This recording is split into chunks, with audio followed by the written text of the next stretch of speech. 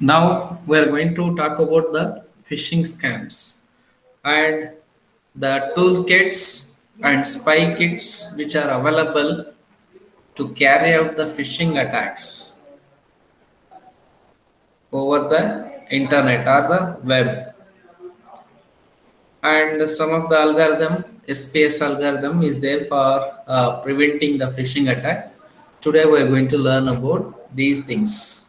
Okay.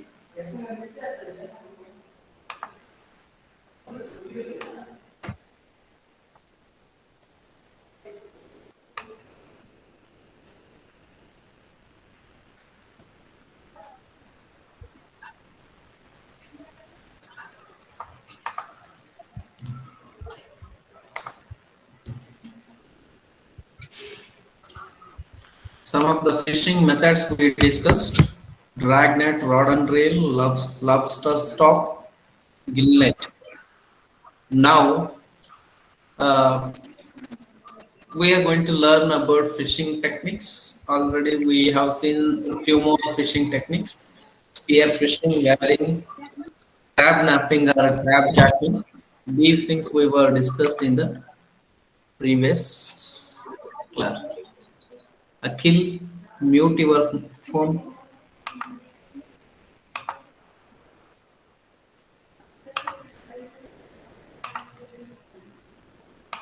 Now, continuation of that. Some of the phishing scams happen.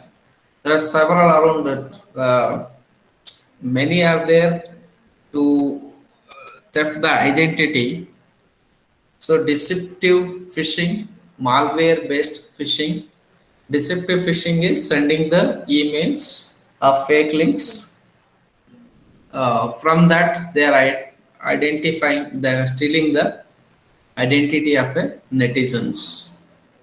Malware based phishing is that, so using the malwares, trojans, spywares, adwares, advertising, such kind of the scripting, they are going to include as a part of the email attachment of the or part of the phishing email. They are going to steal when the user clicks on the attachments or open up the attachments, that they are going to having the control of end users. When the end users start inputting some username, passwords, etc. on by clicking such attachments, then keyloggers, as you've seen, both the keyloggers hardware and as well as the software keyloggers are there. it, if the attachment having the script inserted as a keylogger script, if you open up that attachment, keylogger is going to be installed on your local machine. So at the background, keylogger sends a whatever you type in your computer, the keylogger is going to be recorded, and that recorded information is going to be sent to the fisher who has sent a phishing email.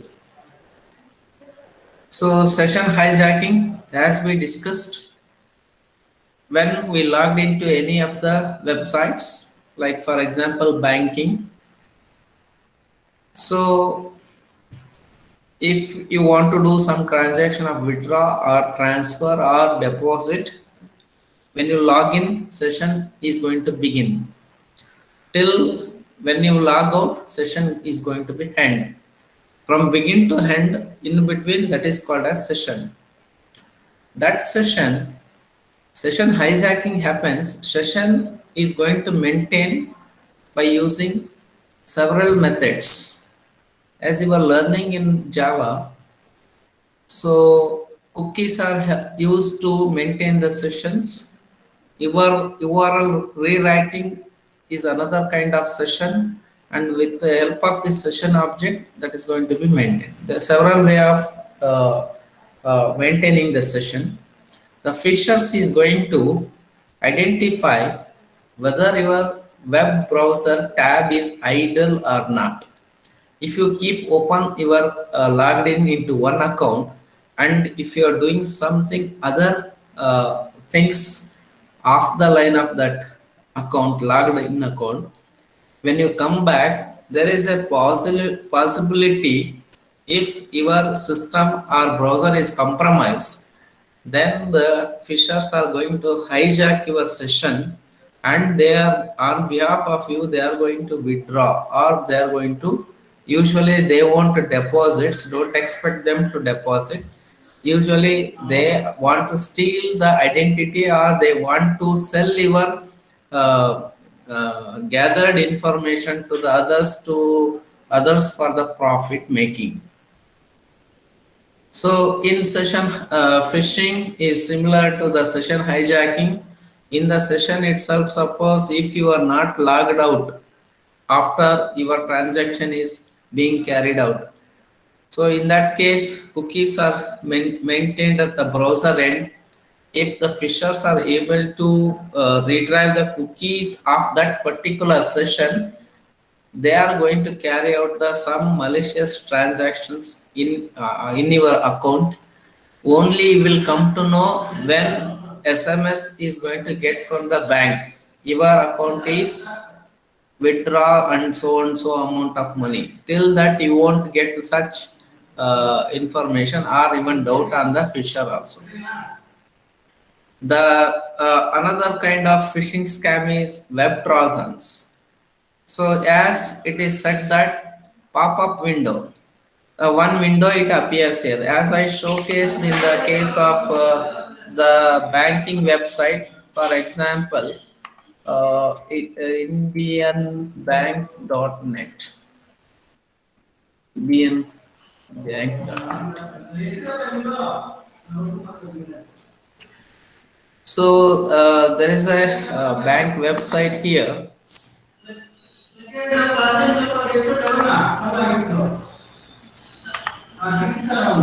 Sir, class ಮಾಡ್ತಾ ಇದ್ದೀನಿ.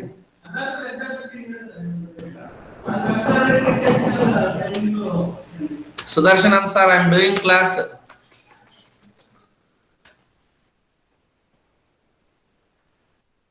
So when this website is open, you are clicking on login for net banking.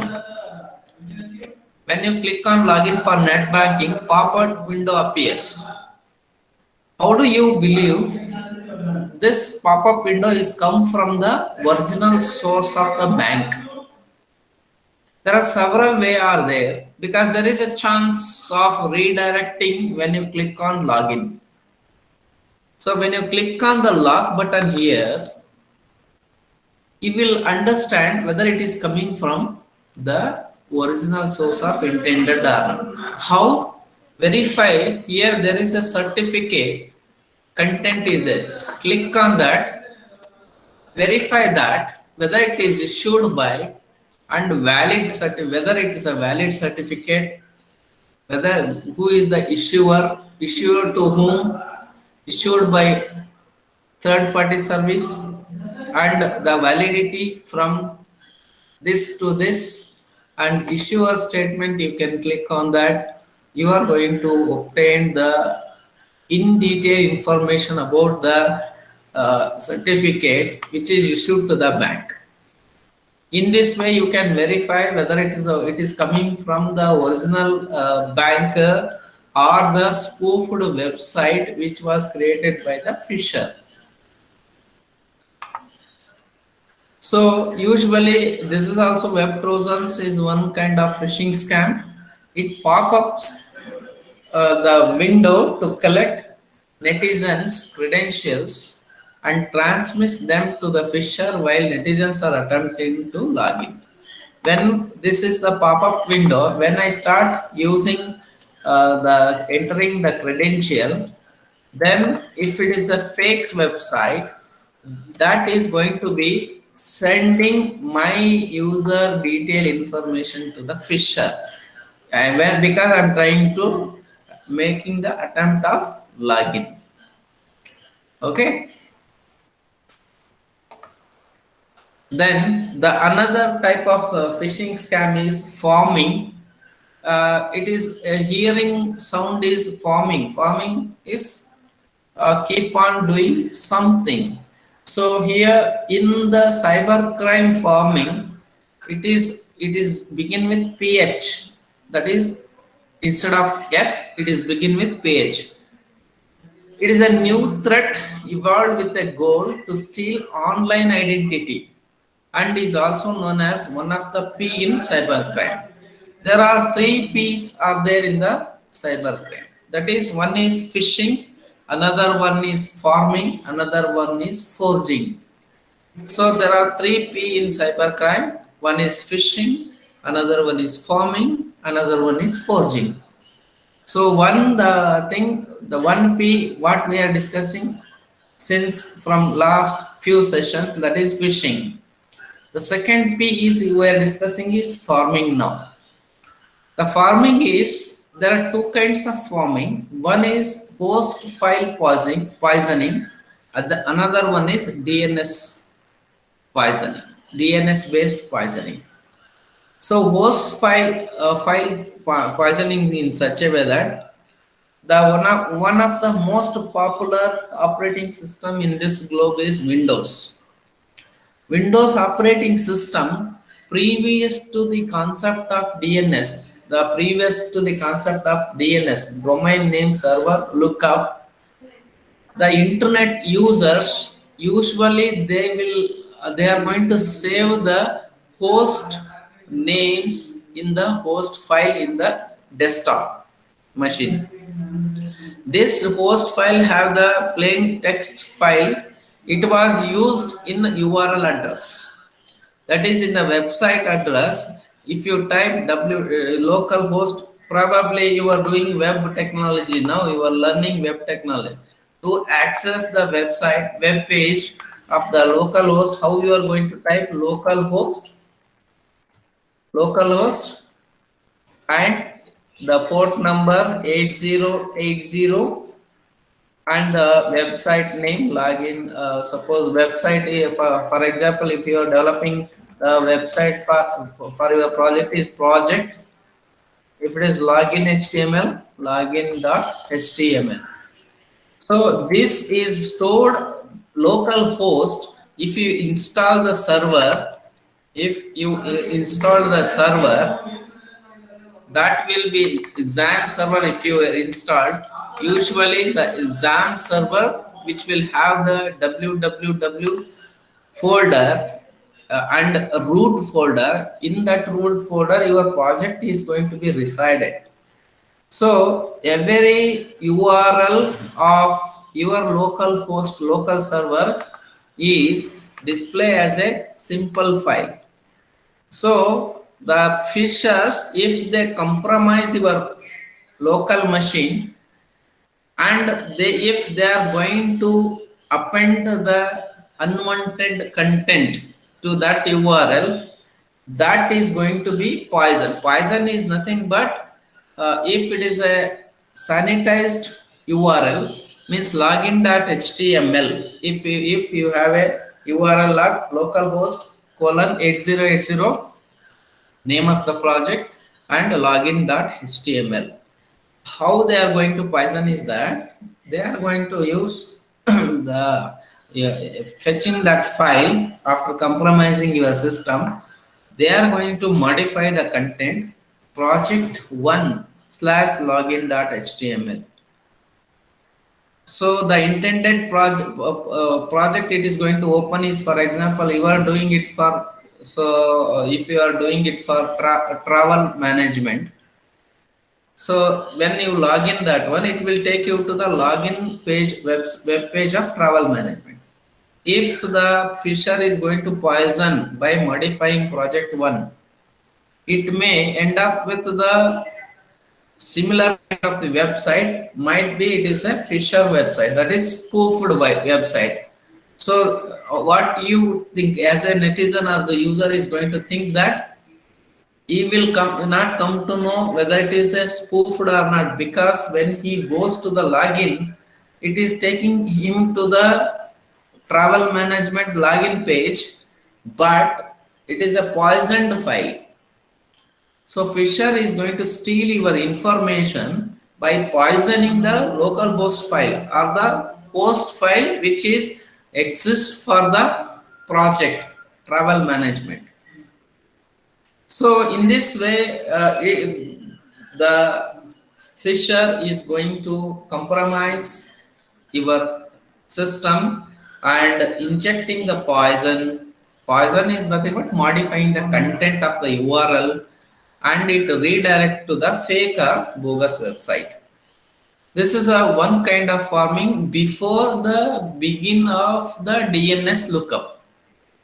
So before the begin of the DNS server, domain name server concept, previously the files are keeping in a local host system. Through that they are doing the poisoning. Once DNS came into existence, then that kind they also tried to steal the information through DNS. That is a second type of farming. The second type of farming is DNS based phishing attack. So this here the fisher is tampers with the DNS so that requests for URLs or name service return a fake address. So here how it happens in a normal DNS ISP service providers, internet service provider, they are maintaining the proxy servers of the DNS services. Once the fisher has the control of the DNS lookup of ISPs, then the fishers are going to append for the same name, they are going to append some other URL to redirect to the fake websites. This is also called as DNS based phishing. This is also termed to be as DNS hijacking. So DNS hijacking is not so easy. Why? Because that is maintained by internet service providers. Usually they are maintaining the high level securities, high level configuration of security setup. Still the fisher is able to compromise those DNS using backdoor entry or by injecting the trojans or malwares or scripting. If they are able to compromise the DNS server, then they are going to do the DNS hijacking. For the same name, some other URL is going to be provided. For example, let's say here below the link, you can see xyzbank.com. xyzbank.com is a website, for example. For this xyzbank.com, the URL might be at the back end to login page is xyzbank/login.php or login.html or login.some other technology. Okay. ASPX or whichever the technology you are going to use. So when the same name appears to be same as xyzbank.com, but when you load that into the browser, instead of xyzbank.com, that complete URL, that it is going to be redirected to some other URL by modifying the just a single letter or the multiple letters of the domain name. So this is also called as DNS based phishing, is also called as DNS hijacking, and also DNS hijacking which will involves the click fraud, pay per click. So probably you heard about making money. So part-time jobs usually ad clicks. By clicking the ad, you are going to get it paid. If more number of clicks, more number of money. So the fisher is going to write the scripts in such a way that automatically that web clicks, it increases by more and more, and they are going to obtain the profit from the advertisers. So click fraud is one of the phishing attack again. So the another kind of phishing is system configuration attack. Another kind of phishing is system configuration attacks. Fisher can introduce into netizen system to modify the settings for malicious purposes. Suppose if I done my system firewall is advanced protection. Suppose if my system I configured in such a way that advanced protection it protects from the unwanted packets penetrating into the system or the web pages into the system.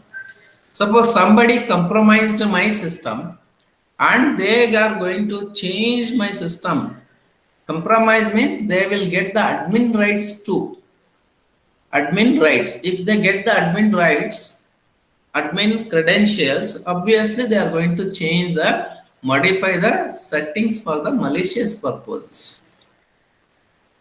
So by changing that, again they are going to steal the information of the netizens or the end users. This is another kind of phishing scam. Then another severity exists with the phishing scams are data theft. So today data is a hard currency.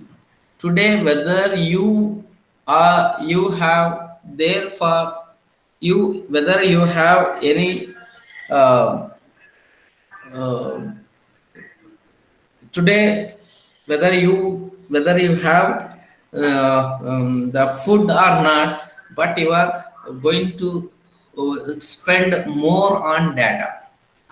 So recharging the data to the mobile phones, right? Whether you have food today, whether you had a breakfast or not, if there is a possibility of skipping breakfast by recharging for your data, right? So today data is the hard currency for ISP providers as well as the hackers also, because no one single company exists in this world without data. Data and the databases are today, because today used data centers are framed up, cloud resources are there to store the data. By stealing the data there is a chances of losing the trust of the organization or the competitor. You can overtake the competitors market also. So that's why data theft is a severity theft in this world. So Fisher's data theft is critical and confidential data getting stolen is one of the biggest concern in modern times, because data is in the form of any form of the file like .sql, .xls, .doc, .dat, many format it has .pi, .txt, .tiff, .gif, .jpg. Data is in different various forms depending on the type of the data, which it is either audio or text or multimedia content, right? So for example, computer enabled with internet facility and with inappropriate security settings are often found to be inappropriately maintained from cybersecurity's perspective.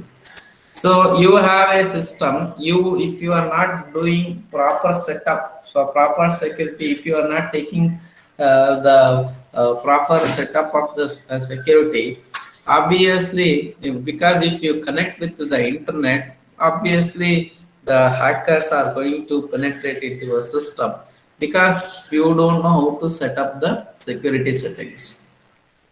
When such systems are connected, the web servers can launch an attack with numerous methods and techniques. Data theft is a widely used approach to business espionage, right? Because if the suppose there are two companies, Wipro and Infosys. If one of the company is compromised is server machine and the such information, sensitive information is the hand of the fisher, then definitely fisher is going to sell such information to the competitor who is a competitor to the Wipro or the Infosys, vice versa. So the fisher is going to make money, and the in the market the Wipro is going to, or the Infosys is going to lose the trust of the customers. In that it impacts on the business, right? So data theft is severity level is very much high in this age of modern times. Fishers can easily make profit from selling the stealth confidential communications, design documents, legal opinions, employer related records to those who may want to embarrass or cause economic damage to competitors. So, data theft is a severity in modern times. Okay, so not by stealing that they might going to share to the outsider world, sell to the outsider world to gain the profit from that. Why the people are stealing information? Because they want to make the profit one side, another side they want to destroy the other's business, competitors business. Other side they want to lose the trust of the customers for the companies, right? So these are the different types of the phishing scam. And one more phishing scam is content injection phishing. The content injection phishing is that instead of replacing the entire content of the website of the original source, they are going to inject, replace some of the few content of the legitimate website. For example, in this web page, for example, instead of changing entire content of this web page, they are going to change and providing a link. For example, ATM card details. Instead of that, here there is a small text content is there. They want to make this ATM card details as a hyperlink to more about ATM card details. If they provide the hyperlink, they made the content injection in this official website. Whoever the customer of that bank is going to click on that, definitely it is redirecting the spoofed website and compromising your credentials. Man in the middle phishing. This is similar to your man in the middle attack scenario. Usually, we were discussed two type of attack. One is active attack and another one is passive attack. This man in the middle attack is the passive attack. It will comes under the passive attack because it is difficult to recognize who is there in between us, between two parties of transaction. So Fisher positions himself or herself between the netizen and the legitimate website or system. Suppose I am the person who is using the browser of the bank system. I am the first person, bank is the second person. The third party who is in between us is the Fisher. If it is the case, I don't know whether any person is in between watching our transaction. I don't know. So it is difficult to identify such kind of the man in the middle attacks. So Fishers records the input being provided by the netizen but continues to pass it on the web server so that netizens transactions are not affected. So they are simply keep on watching you. They won't to stop you to do the transaction. They are monitoring your traffic of outgoing traffic as well as incoming responses received from the bank system. They are keep on monitoring of your transactions and the credentials of what you are going to use over the internet, and they allow you to do the transaction. Then later on, fishers can either sell or use the information or credentials collected when the user is not active on the system. Usually, once when you log out of this banking application, obviously the people who has the fisher is collected some information during my transaction. Once I logged out, so Fisher, if he is able to gain my information of the login credentials, they may going to use my information when I am on the offline of that transaction. This attack is very difficult to detect compared to other forms of phishing because we don't know who is going to monitor in between us of these transactions. Okay, this is another type of man in the middle phishing attack. So one more type of phishing scam is search engine phishing. Probably you heard about search engine optimization. So search engine optimization SEO or search engine marketing. So based on the users' interest and content of the web page indexing and the keywords which is used for indexing that website rating by the users of that particular website is going to be listed at the topmost website in the Google search engine. Right, that is a search engine optimization. So, as just now you heard about click fraud or DNS hijacking. So, Fishers is going to write a script in such a way that suppose unwanted website means less number of subscribers are there for the website, but that website owner wants he want to get it displayed his website because if that website is generating more traffic means more money that website owner is going to earn. So that is the reason of search engine optimization. They are going to list the websites who has receiving the most traffic. So based on that they are going to indexing those websites. So in this search engine phishing, when fishers create websites with attractive sounding offers and have them indexed legitimately with search engines. So as we have seen so far, sending the emails in such a way that they are providing us so and so offers. So by providing offers, usually the people are going to click on the offer links. From that, they are going to generate the revenue for their businesses. So, for example, Fishers set up fake or bogus banking websites, display an offer of lower credit costs or better interest rates than other banks. By comparing, by providing such of the bogus links, they are going to get it generated. Obviously, when people start clicking that, it is going to generate the high traffic to that website. So when that website is getting high traffic, so it is going to be listed in the SEO optimization. So based on the algorithm which they used, number of the traffic generated by that website is going to be a top position in the Google search engines, right? So this is another kind of phishing in the market, digital market. So the another kind of farming phishing scam is SSL certificate phishing. So as just now I showed you about if this is a banking website, this is key lock is there. Key lock is nothing but it is a SSL certified, verified, valid. I'm not telling it is always. In general, it is valid, verified certificate. It is usually that URL is begin with HTTPS. You can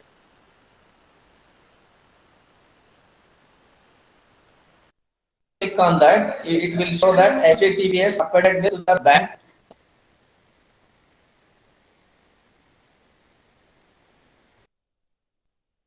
You can so end-to-end encryption is there.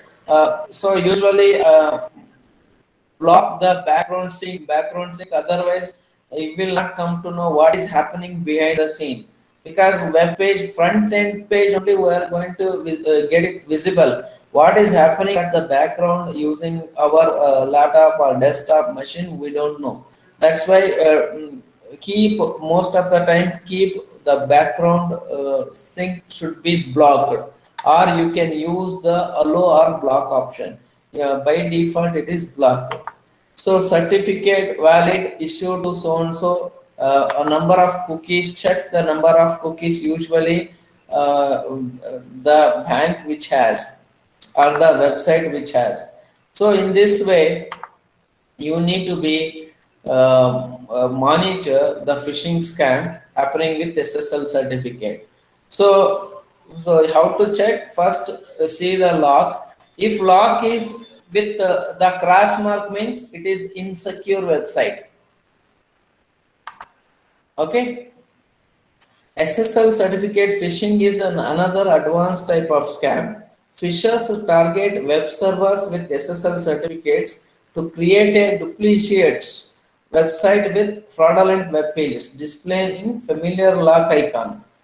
So they are targeting the web servers. From that, they are using fake SSL certificates, which is actually not issued to that particular fisher. They are going to create such kind of the fake SSL. It is highly difficult to create fake SSL certificate because third-party certification authority is exist in between to create the digital certificate and the digital websites. So fishers are going to take the advantage of those kind of certificates to create the fraudulent web pages to display similar familiar kind of lock icon. Usually, as a normal user, what I am going to see, yes, this is the lock is means I feel that this is the secure website.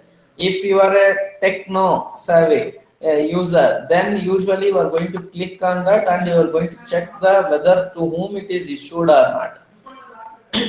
Right. Usually, normal users by looking into this, yes, it is. This is website is secure. We are going to use this website further.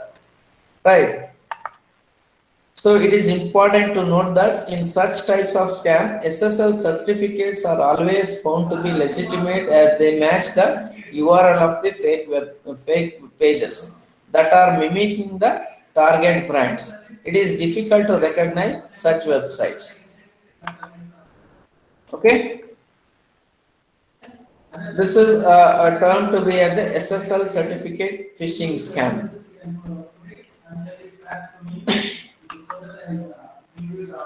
So one more type of the phishing scam is the distributed phishing attack. Usually it will carry out using the zombies or botnets. So you can use phishers launch attacks through thousands of servers using collections of compromised system. Might be your laptop or desktop might be they compromised to initiate the distributed phishing attacks, to initiate the distributed denial of service attacks. So phishers are going to use the high resources. They might gather the collection of computers to launch the attack, to launch the initiate the phishing attacks. So it is an advanced form of phishing attack that works as per victim's personalization of the location of sites, collecting credentials, and a covert means secret transmission. Covert is nothing but secret or the secret transmission of credentials to a hidden coordination center run by the fisher. Usually, fishers are maintains the DNS proxy servers because when they launch the attack, that origin source of origin of attack should be hidden from the attacking. If somebody trace back the server, they should not get the path of the origin of attack. In this attack, a large number of fraudulent web hosts are used for each set of load emails. Each server collects only a tiny percentage of the victim's personal information.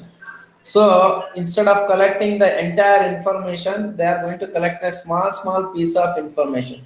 For example, to obtain the family or emotional or relational related information of a particular target victim, they are searching in the social engineering, social media networks like Facebook, Instagram, WhatsApp.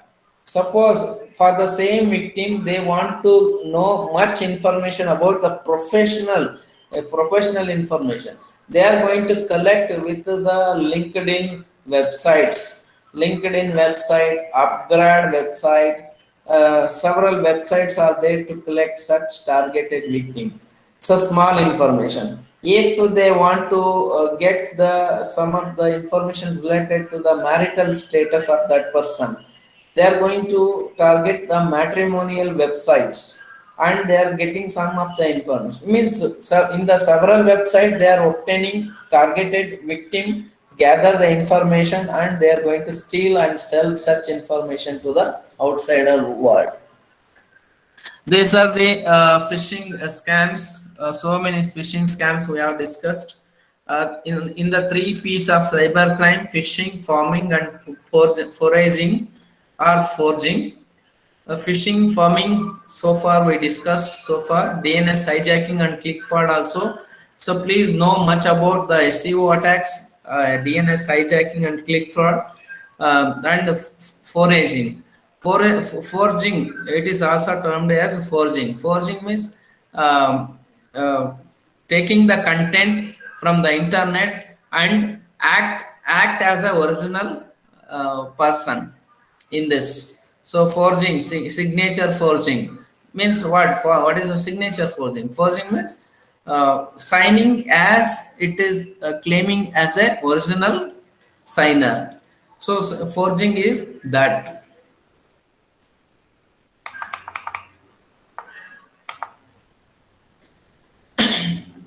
So with this phishing toolkits and spy phishing, I'll stop today's session. Okay, so phishing toolkits and spy phishing. So phishing toolkit is a set of scripts or programs. So in web technology, you are learning PHP, right? Are you learning PHP? No, sir. JavaScript you are learning? Yes, sir. Yes, sir. Perl? Perl? No, sir. No. Okay. So some of the scripting you are learning in web technology, right? Those scripting can be used to initiate the phishing attacks. A phishing toolkit is a set of scripts or programs that allows a phisher to automatically set up phishing websites that spoof the legitimate websites of different brands, including the graphics, that is, images and logos displayed on these websites. Usually, phishing toolkits are available freely, and as it is DIY, do it yourself scripts are also available. You can make use of them to attack the to carry out the phishing attacks. So phishing toolkits usually developed by the individuals or sometimes groups and sold in the underground economy, that is dark market. Under the dark market, you are going to obtain such script kits, toolkits of phishings. Sometimes those are freely available over the internet. So sometimes if you want to buy a sophisticated kind of phishing kit tools, maybe it's expensive. Toolkits are available and most likely to be purchased and used by well-organized groups of fishers rather than average users. Usually, to carry out the phishing attacks, well-organized groups who are going to buy such kind of the tools rather than the average users like you, me, and you.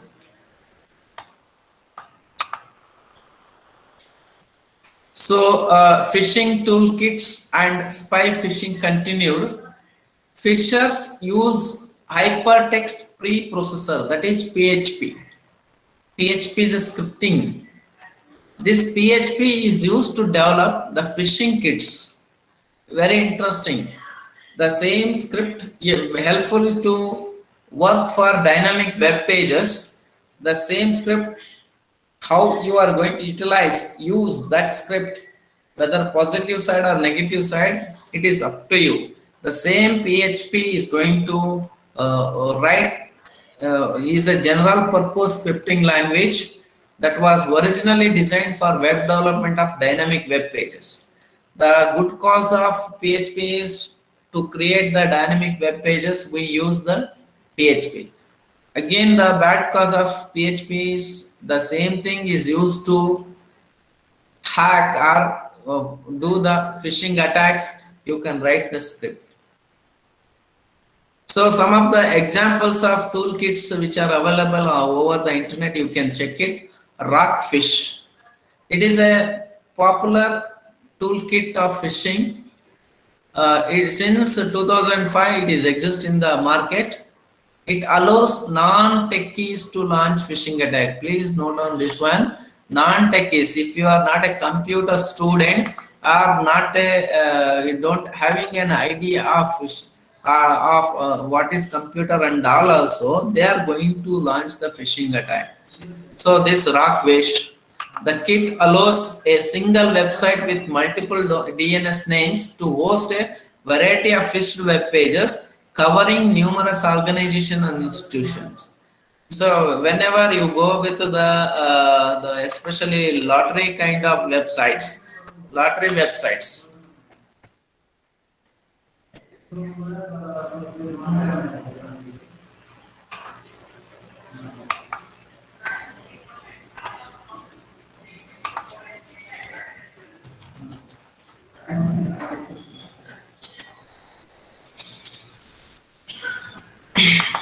usually these kind of website, they have a large number of the website which is looking like the original website. When you click on that link, so many redirects will be there, especially when you are downloading the free software from the internet. Probably you heard about that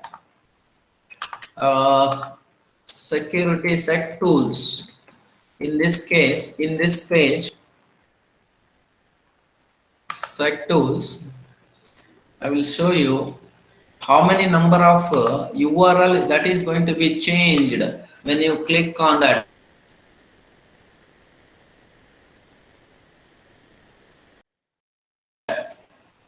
So let us see with Canable. See, when you click on it here. So when I click this one, for example,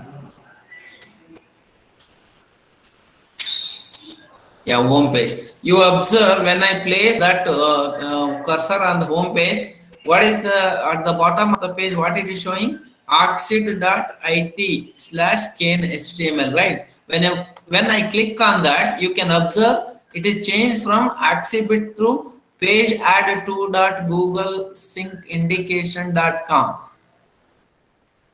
Waiting for that page, then again waiting for Axid.